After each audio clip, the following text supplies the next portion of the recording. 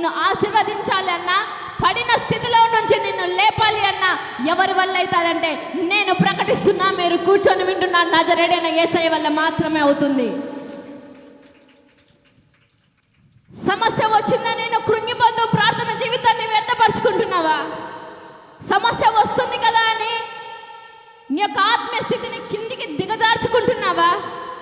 ఒకవేళ ఎక్కువ లాభం వస్తుంది కదా అని ప్రార్థన సమయాన్ని కూడా దొంగలించి నీ వ్యాపారాలకు, నీ బిజినెస్కు, నీ సొంత పనులకు, నీ యొక్క వేటికైతే డబ్బు సంపాదన కోసం ప్రయత్నాలు చేస్తున్నావో ప్రార్థన సమయాన్ని దొంగలించొద్దు. కానీ దేవునికి ఇవ్వాల్సిన సమయాన్ని దేవునికి ఇచ్చి నీ పని చేయవలసిన సమయంలో, మిగతా సమయంలో పని చేయి.